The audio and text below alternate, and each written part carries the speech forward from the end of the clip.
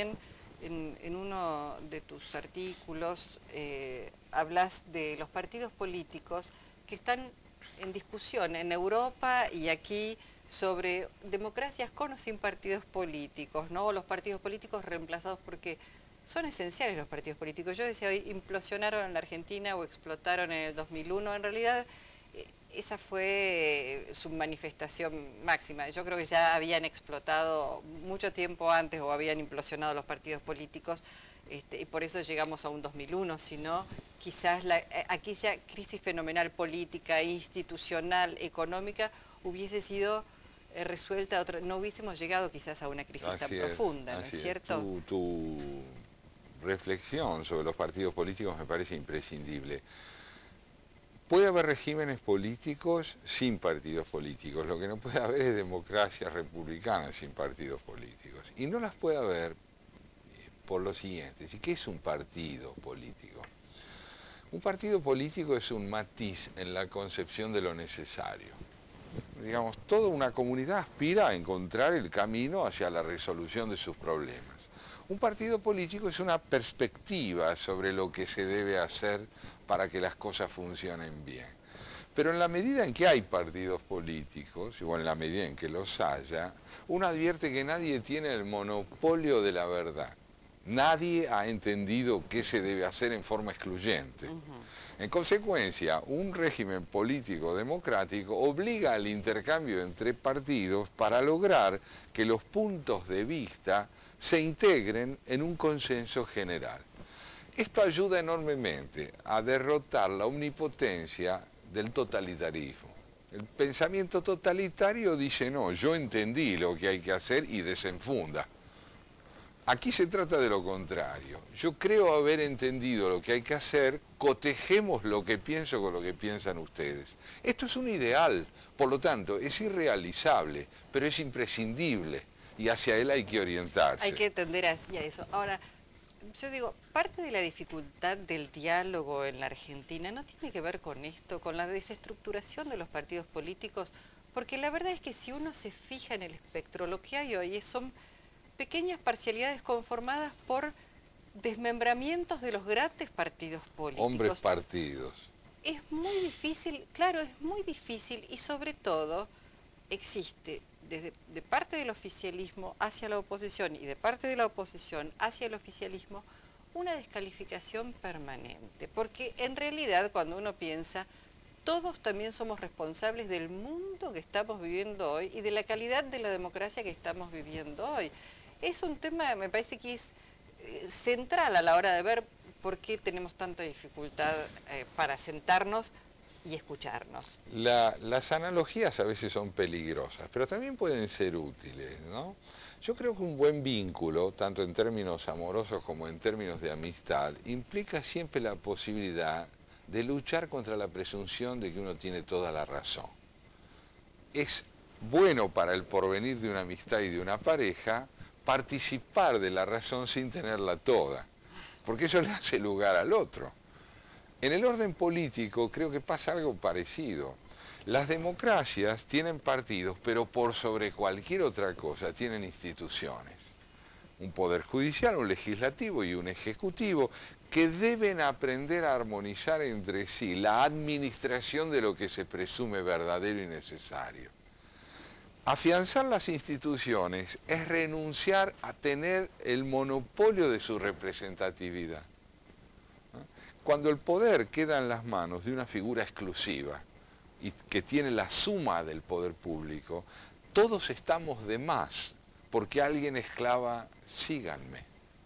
Entonces se trata precisamente de que la investidura de nadie sea suficiente y al mismo tiempo sea tan necesaria como las demás. Trabajar por esto es trabajar por la paz. Sí. Y trabajar por el progreso. Y trabajar sobre todo para que haya respeto por el prójimo, que es el derecho humano fundamental. Sí, yo coincido. De todas maneras veo todavía en nuestra dirigencia una imposibilidad. Y lo que veo es que a un gobierno que ha ejercido el poder digamos, de manera muy fuerte y quizás muy centralizada, pero bueno, es un régimen presidencialista, pero con un parlamento y un poder judicial, una Corte Suprema independiente. Lo que veo es que cuando ese poder fuerte pierde parte del poderío que tiene, la oposición no la veo actuando de una manera, la veo actuando en algunos sentidos muy parecido a lo que critica. Y pero entonces, es que la cultura política, Luisa, la cultura política no está sectorializada. Nosotros somos parte de un nivel educativo que nos atañe a todos, oficialistas y opositores. Participamos de la misma gracia y de la misma desgracia. En consecuencia, el mejoramiento del oficialismo encontraría un correlato en el mejoramiento de la oposición. Hemos pasado todos por la misma escuela secundaria, secundaria en el sentido de prescindente, en el orden de una educación profunda. Y estamos reflejando en nuestro modo de relación la incapacidad que tenemos de recurrir al prójimo en términos equitativos. Entonces, por supuesto que la Argentina tiene mucho que mejorar, pero el primer paso, diría yo, son las instituciones. Porque desde las instituciones se puede impartir un valor decisivo, que es la ley. La ley no sujeta al sujeto, sino el sujeto sujeto a la ley. Esto es lo que me parece necesario. Y luchar por esto es luchar por una mejor calidad de vida política. Por supuesto que la Argentina en este sentido es un país con una historia muy poco alentadora desde el punto de vista de la constancia que ha tenido para cumplir con la ley y la vida constitucional. Pero como es imprescindible llevarla adelante y como en el pasado el país ha sido capaz de llevar adelante tareas extraordinarias como la educación pública, la asimilación al trabajo de la clase media, generar de alguna forma una inscripción en el mundo significativa, ¿por qué no podríamos lograr una vez más un proyecto de unidad nacional? Todo depende del cansancio que sintamos de nuestros fracasos y de la capacidad de capitalizar el fracaso en términos de un proyecto alternativo.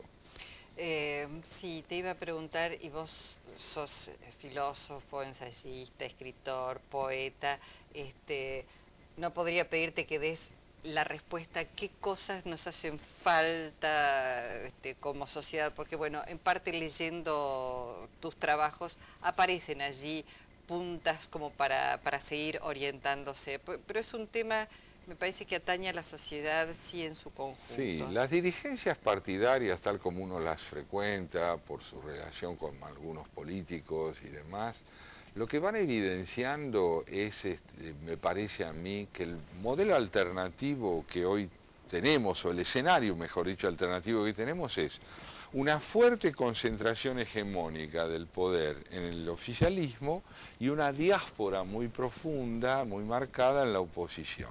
La oposición necesita liderazgos consensuados y el oficialismo mayor pluralidad. Entonces, a medida que esto se puede ir logrando, se va a poder avanzar. Pero para que se lo logre, es indispensable que el cansancio y el fracaso hagan su tarea impulsando a la reflexión. No podemos avanzar si el fracaso y el cansancio no dan que pensar. Mientras renunciemos al pensamiento, nuestra política va a ser repetitiva. Bueno, y está bien planteado aquí.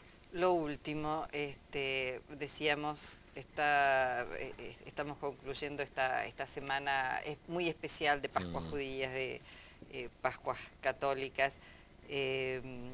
¿Querés, como siempre, porque siempre nos juntamos para la misma época nosotros, es verdad, dar el sentido un poco de esta celebración? Para mí estas dos Pascuas siempre significan un desafío. ¿Por qué? Tanto en la tradición judía como en la cristiana, tanto en lo que atañe al sentido de la resurrección como en lo que atañe al sentido de la libertad judaica, lo importante es entender que no hay resurrección ni hay libertad si no tienen un íntimo significado para quien las protagonice, para quien las herede, para quien las reciba como herencia. Esto requiere convivencia. Nosotros tenemos en el judaísmo una tradición muy bonita, según la cual el Shabbat, el sábado, solo llega después del viernes si uno desde el domingo lo ha preparado. Es decir, si uno toda la semana trabaja para que llegue el sábado llega. Pero si uno llega el sábado desde el viernes a la noche, el sábado no llega. No hay instantaneidad, no hay pura coyuntura.